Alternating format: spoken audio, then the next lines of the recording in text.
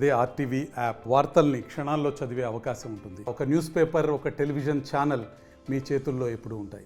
Sir చెప్పండి, ఏం చెప్తారు అసలు వాజ్పేయి జన్మదినం 100వ పుట్టినరోజు ఇప్పుడున్న అటల్ బిహారీ వాజ్పేయి గారి యొక్క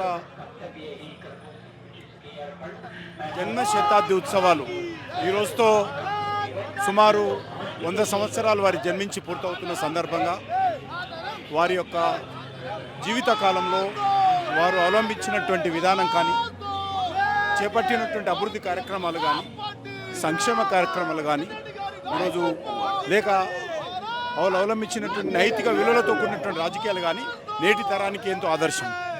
ఇది అసలు ఒకవైపు వాజ్పేయికి సంబంధించి నేటి తరానికి ఆదర్శం అని చెప్తున్నా. మరొక ఎంపీ లక్ష్మణ్ గురించి ఒకసారి మాట్లాడించే ప్రతినిధి. గతంలో చూసాం వాజ్పేయి ఒక్క సీటుతోని కూడా పదవి వదులుకున్నటువంటి సిచ్యువేషన్. ఇప్పుడు ప్రస్తుతం ఎక్కడ ఉంటే అక్కడ పార్టీలు మారుతున్నారు, వాళ్ళకి మెజార్టీ ఉన్నా సరే చేర్చుకుంటున్న సిచ్యువేషన్. ఏం చెప్తారు అసలు? నైతిక విలువలతో కూడుకున్న రాజకీయాలు నడిపినటువంటి వ్యక్తి వాజ్పేయి గారు. ఒక్క పార్లమెంట్ సభ్యుని ఓటుతో ప్రభుత్వం పడిపోతుందంటే రాజీ పడకుండా, అనైతికకు పాల్పడకుండా ఏ రకంగా ప్రజా విశ్వాసం పొంది మళ్ళీ తిరిగి అధికారులకు వచ్చాడో. కానీ ఈరోజు చూస్తూ ఉన్నాం, ఊసరవెల్లి కూడా రంగులు మార్చే ఊసరవెల్లి సిగ్గుపడుతున్నది. ఏ పార్టీలో గెలుస్తూ ఉన్నారు, ఏ పార్టీలో చేరుతూ ఉన్నారు, ఏ పార్టీలో మంత్రులు అవుతున్నారు. ఒక పార్టీలో గెలిచి ఇంకో పార్టీ నుంచి పార్లమెంట్ సభ్యులుగా మంత్రిగా చెలమడుతుంటే నిస్సిగ్గు.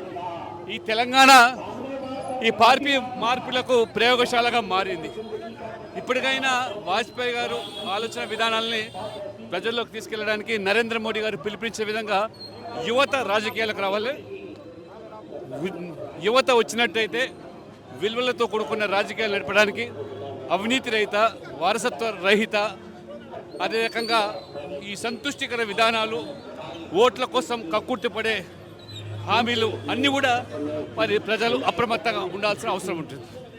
ఇది అసలు ఆ వాజ్పేయికి సంబంధించి కూడా ఆదర్శంగా తీసుకోవాలి. ఎందుకంటే వాజ్పేయికి సంబంధించి కూడా ప్రస్తుత రాజకీయాలకంతా కూడా డిఫరెంట్గా కూడా ఉండేది. కాబట్టి వాజ్పేయి నేటి యువత గతంలో అవలంబించినటువంటి విధానాలను కూడా తీసుకోవాలని అటు కేంద్ర మంత్రి రాష్ట్రాధ్యక్షుడు కిషన్ రెడ్డి, లక్ష్మణ్ అంటున్నారు.